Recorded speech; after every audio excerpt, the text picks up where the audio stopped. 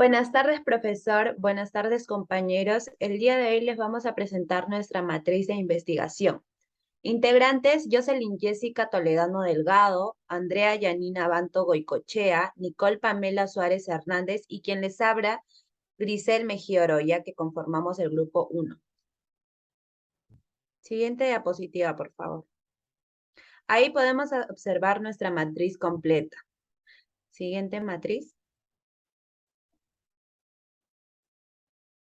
El eje transversal es la formación humanista y ciudadana. Como tema general escogimos violencia contra la mujer y tema específico, violencia machista contra la mujer. Siguiente página, por favor. Como estructura de la tesis preliminar, nuestra tesis con respecto al tema se inclina a una crítica a nuestro Estado y gobierno, porque en ella marcamos mucha nuestra confianza en nuestras autoridades y vemos para ver si realmente están cumpliendo un buen rol controlando y frenando los demandantes casos de violencia. ¿Por qué estamos asumiendo esta postura? Ya que creemos que tienen la principal responsabilidad de frenar con esto, tomando acciones más severas para disminuir los casos, pero por lo que vivimos día a día y observamos, escuchamos en la televisión, radio o leemos en el periódico, está sucediendo todo lo contrario, la cual nos hace pensar que están pasando por alto, evitando ver lo que está sucediendo con respecto a este caso.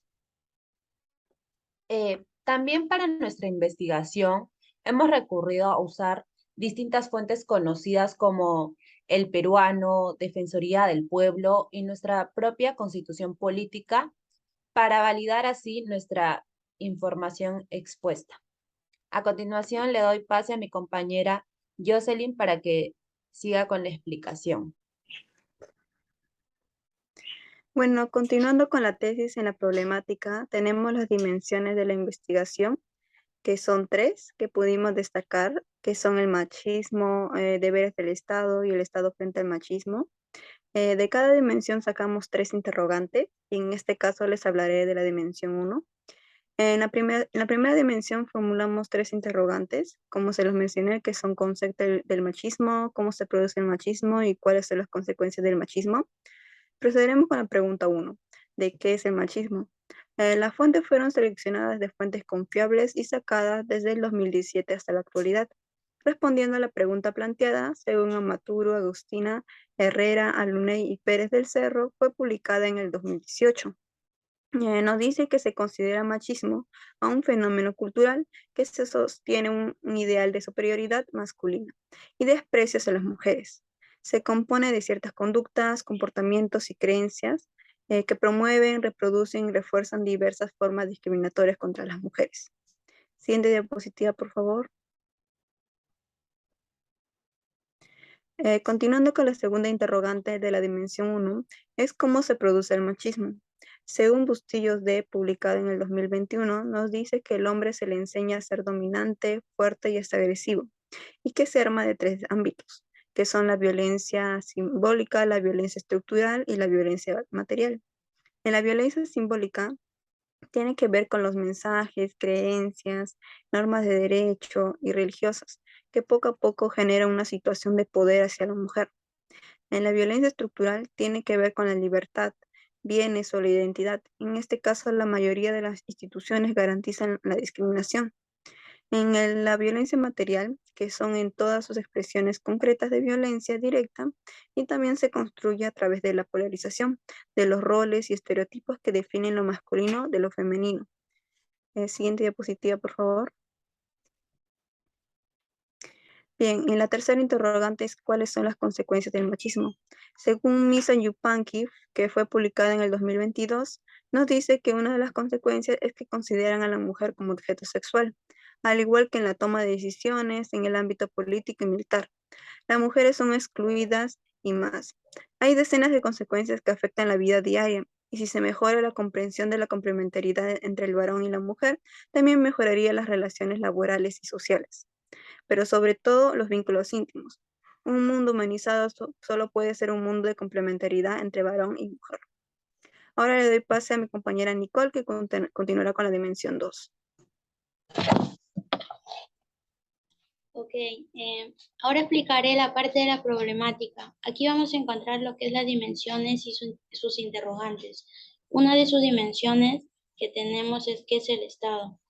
Esta organización política se constituye en un determinado territorio que debe ordenar y administrar la vida de la sociedad.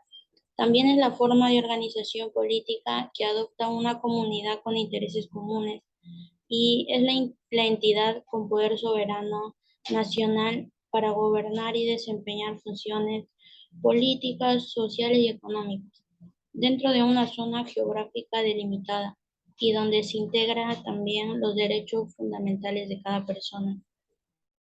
Siguiente diapositiva.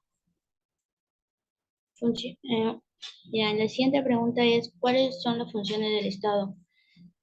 Vamos a hablar de los deberes primordiales.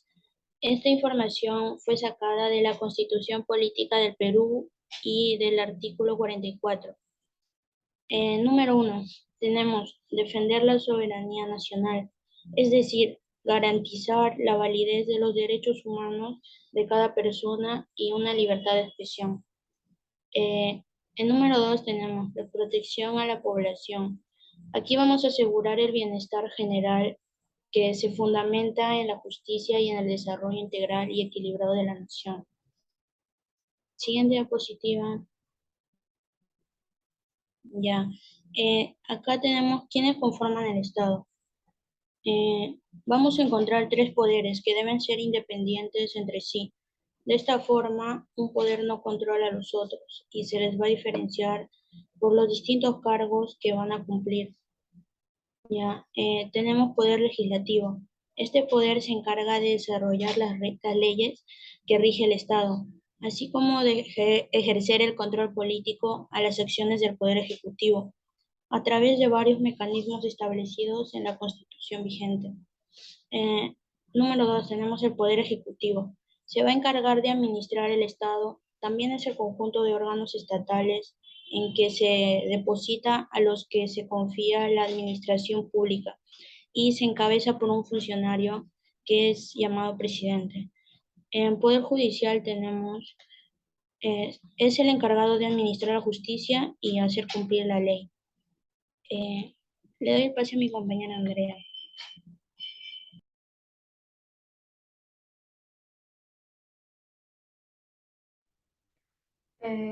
Buenas tardes. Ahora finalmente yo voy a hablar sobre la tercera dimensión. Nuestra tercera dimensión ha salido en base a la primera y la segunda, que son el Estado y el machismo.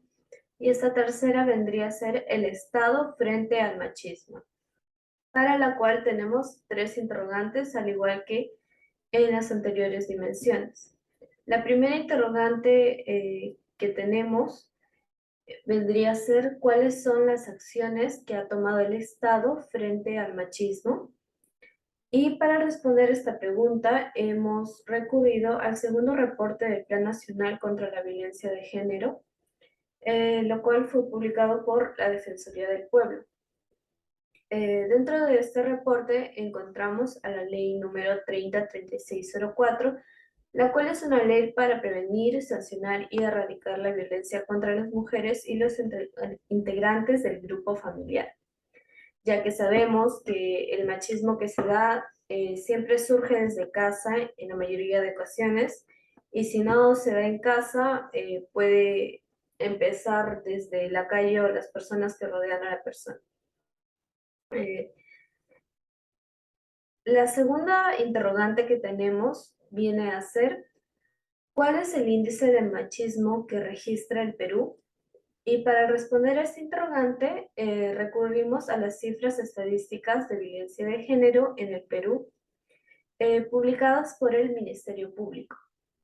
Dentro de estas cifras vamos a encontrar que el índice de casos aumenta año con año y que cada vez es un mayor porcentaje respecto al total de delitos denunciados en las fiscalías provinciales.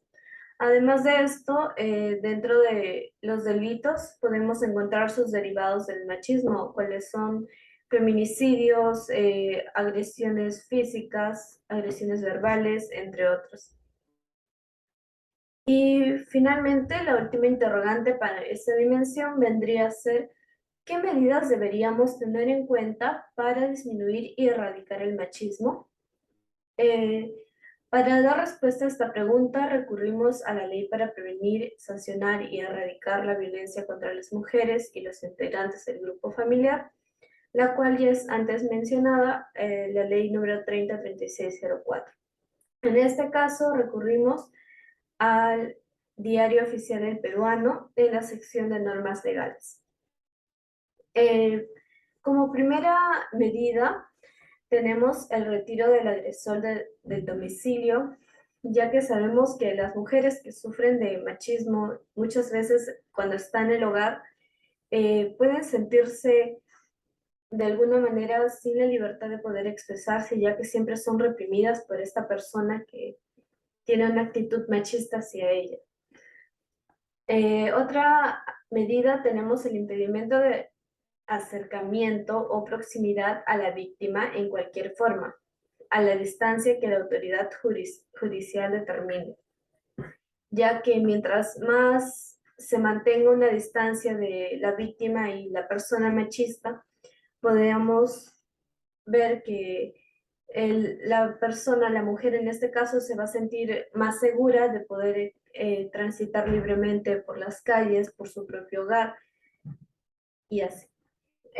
Finalmente, hemos mencionado aquí también la prohibición de comunicación con la víctima vía epistolar, telefónica, electrónica, asimismo chat, redes sociales, redes institucional, internet u otras redes sociales o formas de comunicación, ya que se sabe que hoy en día la forma de expresar el machismo no llega a ser solamente de manera verbal y física, sino que también la podemos ver a través de los medios de comunicación que usamos día a día.